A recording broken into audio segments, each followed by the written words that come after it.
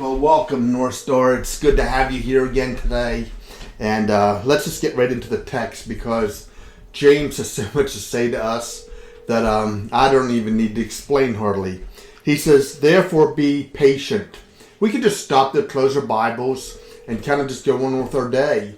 Because what I see with many people is they're losing patience. They're losing the ability to hang in there and not fret and not worry and not get, antsy and all those things. He says, therefore be patient, brethren, until the coming of the Lord.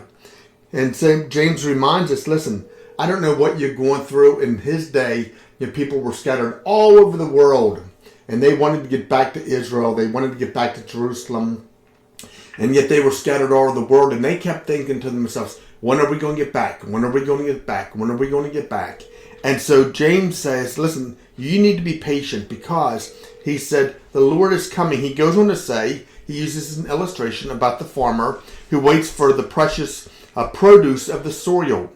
He said, being patient about it until he gets the early and late rains. In plain words, the crops aren't going to come until the rain comes first. And so he waits patiently for that to happen. He says, you too be patient. Strengthen your hearts, for the coming of the Lord is near. And so James just reminds us that the coming of Jesus is really, really, really close. So, just show some patience. He says, do not complain, brethren. We could stop there again, couldn't we? Be patient, don't complain, right? Because isn't that what's going on in the world today? He says, against one another, so that you yourselves will not be judged. Behold, he says, the judge is standing right at the door. Here's what he says, and we're going to just kind of close there today.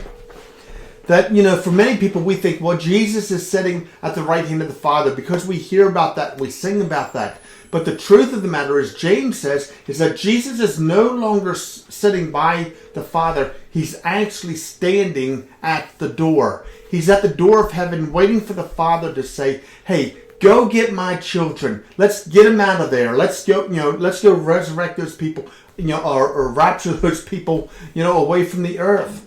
And so here's what I want us to understand, that you and I have the opportunity to show some patience and without complaining, because it's so important that we do that. In this day and age, which COVID-19 is so prevalent around the earth and around our country, and it's affecting so many people, I think if we'll do those two things, one is to be patient, and two is to not complain about our situation, I believe God will be honored, and God will be uplifted, and God will be glorified in all the things that we do and say.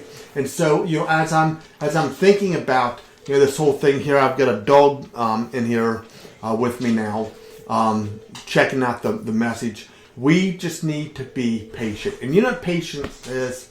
Here's what patience is. Patience is simply waiting with an expectation of God to do something great. And that's what patience is about, knowing that our Father has everything under control no matter what we're facing. And so as you and I think about, what it is that we need to do and the attitude we need to have doing this, let's practice patience. And let's practice, keeping our mouths, at a place where they honor God. Not complaining because things aren't going our way. And if we'll do those things, we will have a better day. God bless you. Have a wonderful day.